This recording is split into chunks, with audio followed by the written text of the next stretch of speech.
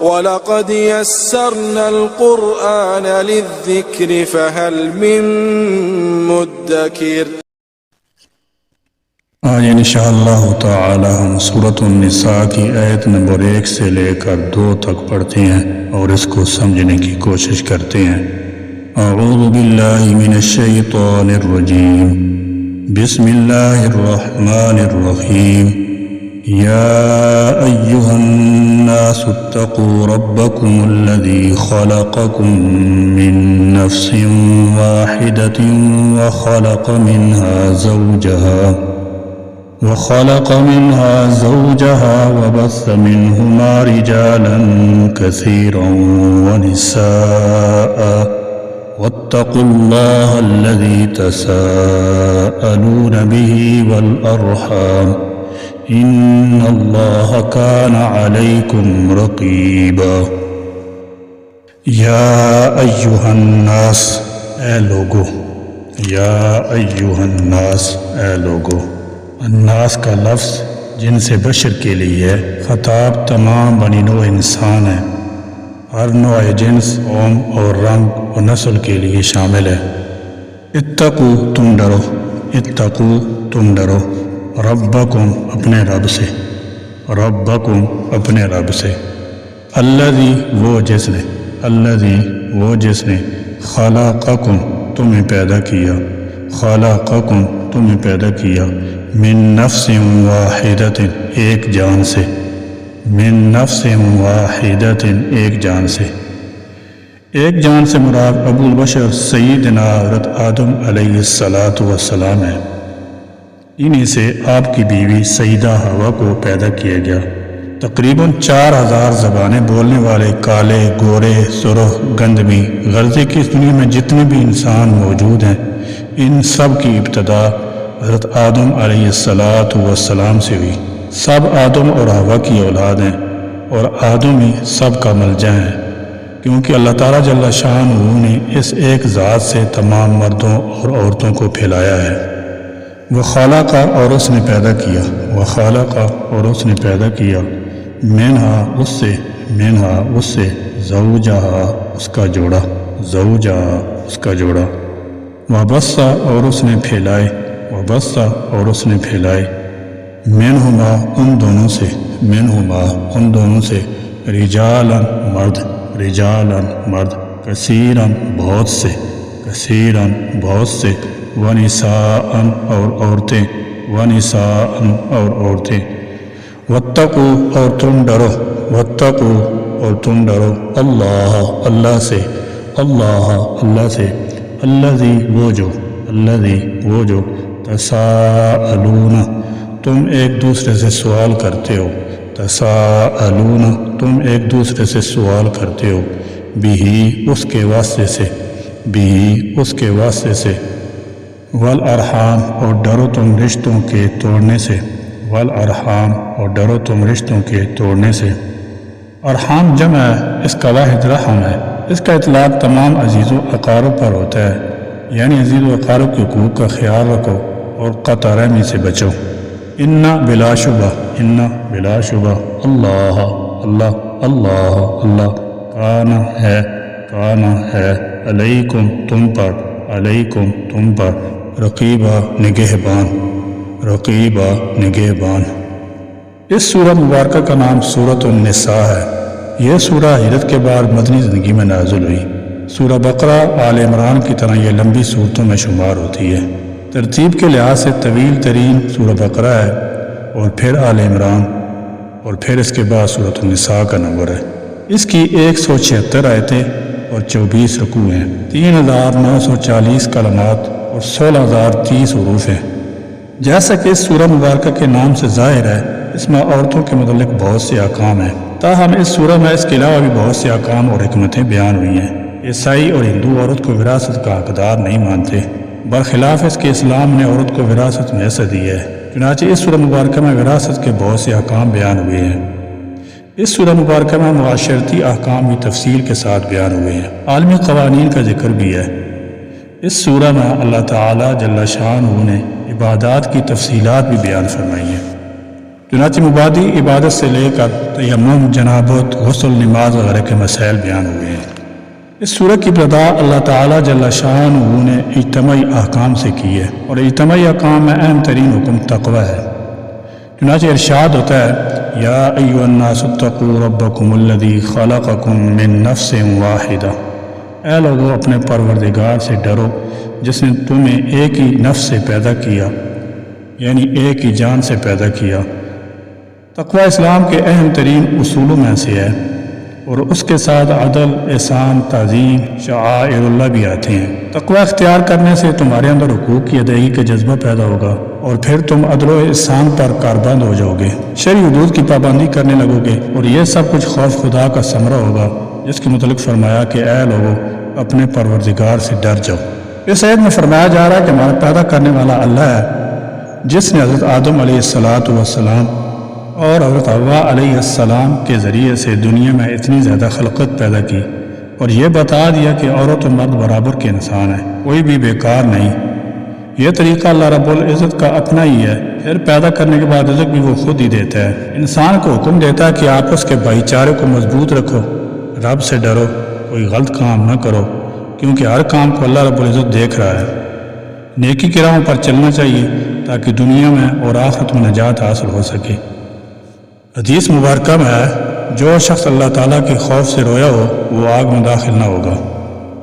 اور حدیث شریف میں آتا ہے کہ اللہ تعالیٰ جل شانہ نے حضرت آدم علیہ السلام کو تمام روئے زمین کی مٹی سے پیدا کیا۔ فرشتے کو حکم ہوا کہ روئے زمین کی مٹی کو سمیٹ لو، اس نے ایسا ہی کیا۔ پھر اس سے اس کا خمیر بنایا گیا، اس سے گوندا گیا، اور اس سے حضرت آدم علیہ السلام کو مجسمہ تیار کیا گیا۔ پھر اس میں اللہ تعالیٰ نے روح پھونکی، جس کی تفسیر قرآن پاک میں موجود ہے۔ جس طرح زمین کے مختلف حصوں کی مٹی مختلف ہے، کوئی سخت، کوئی نرم، کوئی سرخ، کوئی سفید، کوئی ریتلی، کوئی چکنی، اسی طرح نسل انسانی کے افراد کے مزاج بھی مختلف ہیں، کوئی نرم مزاج، کوئی سخت مزاج، کوئی طیب اور کوئی خبیث۔ غرض یہ کہ مٹی کا اثر کسی نہ کسی صورت میں ہر انسان میں ظاہر ہوتا ہے۔ فرمایا وَخَلَقَ مِنْهَا زَوْجَهَا، اس سے اس کا جوڑا پیدا کیا۔ حدیث شریف میں آتا کہ اللہ تعالیٰ جل شانہ نے حضرت آدم علیہ السلام کا جوڑا حضرت حوا علیہ السلام کو ان کی پسلی سے پیدا کیا۔ حضرت آدم علیہ السلام کی ایک پسلی کو ان سے الگ کیا گیا، جس کی کیفیت اللہ تعالیٰ ہی جانتا ہے۔ جس طرح اللہ تعالیٰ جل شانہ نے زمین کی مٹی لے کر حضرت آدم علیہ السلام کا پتلا بنایا اور زمین میں کوئی چیز کم نہیں ہوئی، اس طرح ہو سکتا ہے کہ حضرت حوا علیہ السلام کو آدم علیہ السلام کی پسلی سے نکالنے کے باوجود اس پسلی میں کوئی کمی واقع نہ ہوئی ہو۔ بہرحال اللہ تعالیٰ جل شانہ نے ایک ہی جان یعنی حضرت آدم علیہ السلام سے ان کا جوڑا صنف نازک کو تیار کر کے ان میں خاوند بیوی کا رشتہ قائم کر دیا۔ حضور اکرم صلی اللہ علیہ وسلم نے فرمایا کہ انسان کی پسلیاں ٹیڑھی ہوتی ہیں، اور خصوصاً بالائی حصے کی پسلیاں زیادہ ٹیڑھی ہوتی ہیں۔ چونکہ حضرت حوا پسلی سے نکالی گئی، اس لیے ہر عورت میں ایک قسم کی فطری کمی پائی جاتی ہے۔ آپ صلی اللہ علیہ وسلم نے فرمایا اس ٹیڑھا پان کو ذہن میں رکھتے ہوئے عورت کے ساتھ نباہ کرو۔ تمہارے لیے بہتر یہی ہے کہ عورت کے اس ٹیڑھا پان کو کسی حد تک برداشت کرو۔ اگر تم اس کے ٹیڑھا پان کو سیدھا کرنے کی کوشش کرو گے تو وہ ٹوٹ جائے گی، یعنی تم اسے طلاق دے کر علیحدہ کر دو گے، لہذا اس کی کجی کو برداشت کرتے ہوئے اس سے نباہ کرو۔ فرمایا مسئلہ انفرادی ہو یا اجتماعی، احکام کا ہو، عبادت یا معاشرت کا معاملہ ہو، ہر صورت میں ان اللہ کان علیکم رقیبا، بے شک اللہ تعالیٰ تمہارا نگران ہے اور نگہبان ہے، اور ہر چیز کو دیکھ رہا ہے۔ کوئی اچھا کام کرو یا برا، اس کی نگرانی ہر حالت میں قائم ہے، لہذا محتاط رہو، حقوق ادا کرتے رہو، تقوی اختیار کرو اور برائی سے بچتے رہو تاکہ آخرت کی ندامت سے بچ جاؤ۔ وَآتُوا الْيَتَامَى أَمْوَالَهُمْ وَلَا تَتَبَدَّلُوا الْخَبِيثَ بِالطَّيِّبِ وَلَا تَأْكُلُوا أَمْوَالَهُمْ إِلَىٰ أَمْوَالِكُمْ إِنَّهُ كَانَ حُوبًا كَبِيرًا۔ وَآتُوا اور تم دو الیتامى یتیموں کو، الیتامى یتیموں کو، یتامى یتیم کی جمع ہے اور اس کا معنی ہے الگ ہونے والا۔ صاحب روح المعانی فرماتے ہیں کہ عربی محاورہ ہے اصطلاح اور زبان کے مطابق جس کا باپ مر جائے وہ سن بلوغت تک یتیم کہلاتا ہے۔ جب لڑکا لڑکی بالغ ہو جائیں تو تو وہ یتیم کی فہرست سے نکل جاتے ہیں۔ اموالہم ان کے مال، اموالہم ان کے مال، ولا اور نہ تتبدلو تم بدل کر لو، تتبدلو تم بدل کر لو، الخبیث ناپاک کو، الخبیث ناپاک کو، بالطیب پاک کے عوض، بالطیب پاک کے عوض، ولا تتبدل الخبیث بالطیب اور بدل نہ لو خبیث مال کو، خبیث سے مراد ناحق یتیم کا مال کھانا ہے، بالطیب طیب مال سے مراد حلال مال ہے، خبیث کو طیب سے بدلنا یہ ہے کہ یتیم کا سرپرست یتیم کا نفیس مال خود رکھ لے اور اس کے بدلے میں اپنا گھٹیا مال یتیم کو دے دے۔ اس میں اس بات کا بھی حکم ہے کہ یتیم کے مال کی اصلاح کی جائے، کیونکہ یتیم کو پورا مال حوالے کرنے کے حکم میں از خود یہ بات آ جاتی ہے کہ اس مال کی حفاظت کی جائے، اس کی اصلاح اور نشو و نما کا انتظام کیا جائے اور اس کو تلف ہونے کے خطرات سے بچایا جائے۔ ولا اور نہ تاکلو تم کھاؤ، تاکلو تم کھاؤ، اموالہم ان کے مال، اموالہم ان کے مال، الا اموالکم اپنے مالوں کے ساتھ ملا کر، الا اموالکم اپنے مالوں کے ساتھ ملا کر، انہو بلا شبہ یہ کان ہے خوباً گناہ، خوباً بمعنی گناہ، وبال اس کے اصل معنی زجر اور تنبیہ کے ہیں، کبیرہ بہت بڑا۔ اس آیت کریمہ میں پہلا حکم یہ ہے کہ جو یتیم بچے ہیں جن کے باپ فوت ہو گئے ہیں، جو ان کی کفالت کیے کرتے تھے، وہ بہت چھوٹے اور نہایت کمزور ہیں، اپنی مسائل کی خود دیکھ بھال نہیں کر سکتے، بنا بری اللہ رؤوف رحیم نے اپنے بندوں کو حکم دیا ہے کہ وہ ان یتیموں کے ساتھ اچھا سلوک کریں، ان کے مال کے قریب نہ جائیں مگر بھلے طریقے سے، اور جب یہ بالغ اور سمجھدار ہو جائیں تو ان کا پورا مال ان کے حوالے کر دیں۔ معاشرتی قباحتوں میں سے سب سے پہلے اللہ تعالیٰ نے یتیموں کے حقوق کی طرف توجہ دلائی۔ یتیم کی پرورش کرنا بہت بڑی نیکی ہے، چنانچہ آپ صلی اللہ علیہ وسلم نے فرمایا، میں اور یتیم کا سرپرست جنت میں اس طرح ہوں گے۔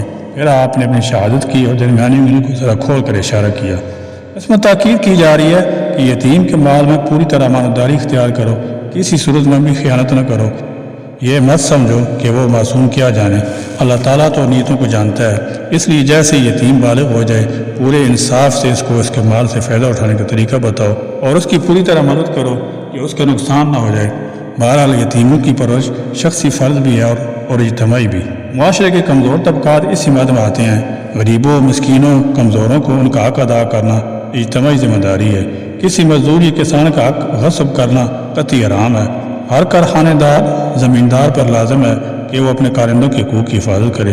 حضور صلی اللہ علیہ وسلم نے فرمایا، ہر حقدار کو اس کا حق ادا کرو، یہ ہمارے دین کا اہم اصول ہے۔ آج کل بڑے بڑے ادارے یتیموں اور مسکینوں کے نام پر فنڈ اکٹھا کر کے کھا جاتے ہیں، اللہ ماشاء اللہ، ایسا ہرگز نہیں ہونا چاہیے۔ ہر حقدار کو اس کا حق ملنا چاہیے، جو رقم جس مقصد کے لیے اکٹھی ہوئی ہے اسی پر خرچ ہونی چاہیے۔ الغرض فرمایا، یتیموں کے مال کو بدنیتی سے کھانا بہت بڑا گناہ ہے، تمہارے لیے یہ خبیث مال ہے اور قطعی حرام ہے۔ اے اللہ، ہمارے دلوں میں بھی اپنا وہ خوف اور تقوی عطا فرما کہ جو ہم کو ہر چھوٹی بڑی نافرمانی سے روک دے۔